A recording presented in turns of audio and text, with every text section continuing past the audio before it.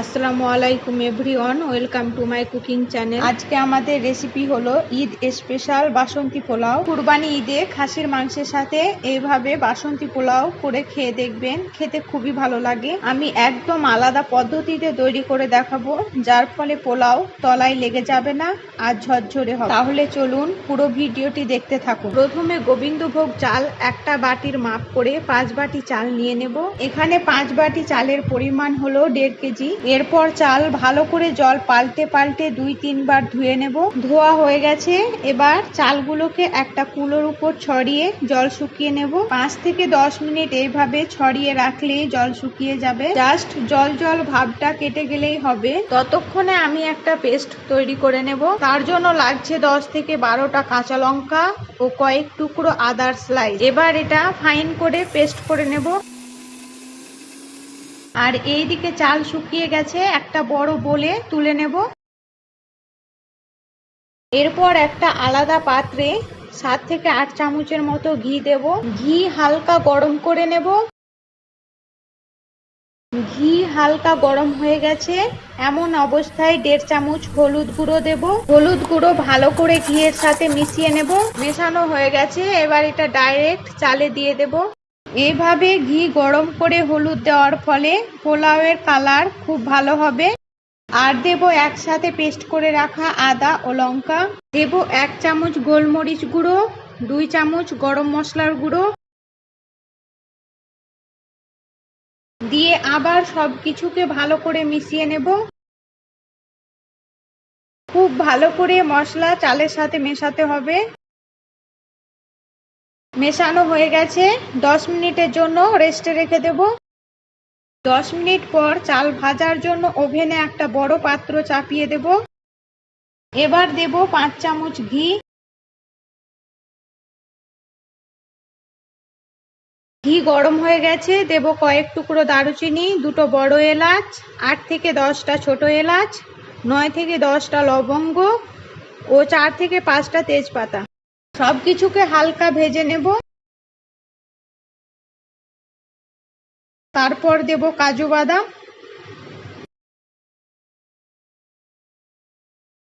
কাজু বাদামগুলো হালকা লাল হয়ে আসলে দিয়ে দেব কিশমিশ।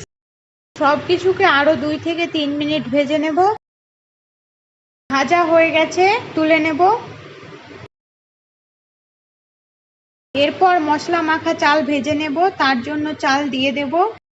এখানে আর ঘি অ্যাড করছি না, কারণ চালে ঘি মাখানো আছে। মিডিয়াম ফ্লেমে রেখে চাল ভেজে নেব। চাল থেকে সুন্দর স্মেল বের না হওয়া পর্যন্ত চাল ভাজতে হবে, আর সাথে কালারের পরিবর্তন হবে।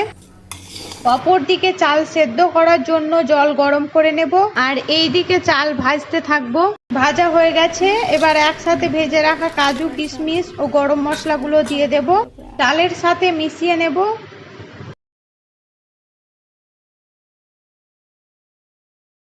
এবার খুবই গুরুত্বপূর্ণ একটা স্টেপ, জলের পরিমাণ, যার ফলে পোলাও ঝরঝরে হবে। জলের পরিমাণ অবশ্যই ঠিক রাখতে হবে, তাই জল মাপ করে দেব।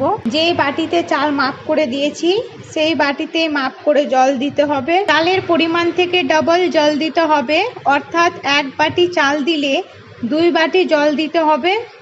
আমি যেহেতু 5 বাটি চাল নিয়েছি, তাই 10 বাটি জল দেব।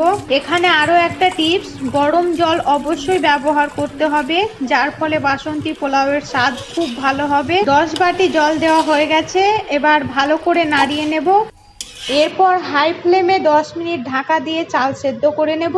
10 মিনিট পর ঢাকা সরিয়ে সবকিছুকে ভালো করে আবার মিশিয়ে নেব। আর একটি পাত্রে লবণ ও চিনির মিশ্রণ তৈরি করে নেব। তার জন্য একটা বাটিতে অল্প একটু গরম জল নিয়েছি। জলে দেব 1 চামচ লবণ ও হাফ কাপ মতো চিনি। যেহেতু বাসন্তী পোলাও মিষ্টি মিষ্টি খেতে ভালো লাগে, তার জন্য চিনি বেশি করেই দিলাম। এবার লবণ ও চিনি গুলে নিয়ে পোলাওয়ে দিয়ে দেব। এই সময় লবণ ও চিনি দেওয়ার ফলে পোলাওয়ের স্বাদ ভালো হবে ও ঝরঝরে হবে। লবণ ও চিনি আগে দিয়ে দিলে চাল বেশি সেদ্ধ হয়ে যায়, তাই এমন অবস্থায় চিনি ও লবণ দিলে পোলাওয়ের টেক্সচার খুব ভালো হবে। দিয়ে লো ফ্লেমে 15 মিনিটের জন্য ঢাকা দিয়ে দেব। তারপর 15 মিনিট পর ঢাকা সরিয়ে কয়েকটা লঙ্কা চেরা দিয়ে দেব। দিয়ে আবার ঢাকা দিয়ে 10 মিনিট রাখবো। 10 মিনিট পর দেখুন চাল সেদ্ধ হয়ে গেছে। এখানে আমার চাল সেদ্ধ হতে মোট সময় লেগেছে 35 মিনিট। সাথে পোলাও কতটা ঝরঝরে হয়েছে, আর এটা যখন ঠান্ডা হয়ে যাবে তখন আরো বেশি ঝরঝরে হবে। এবার বাসন্তী পোলাও একটা থালায় তুলে দেখাচ্ছি, দেখুন কতটা ঝরঝরে হয়েছে। আপনারাও ঈদে বাসন্তী পোলাও তৈরি করে খেয়ে দেখবেন, মাটনের সাথে খেতে খুবই ভালো লাগে। ভিডিওটি ভালো লাগলে লাইক, শেয়ার, কমেন্ট করে দিবেন এবং সকলকে জানাই ঈদের শুভেচ্ছা। ভালো থাকবেন, সুস্থ থাকবেন।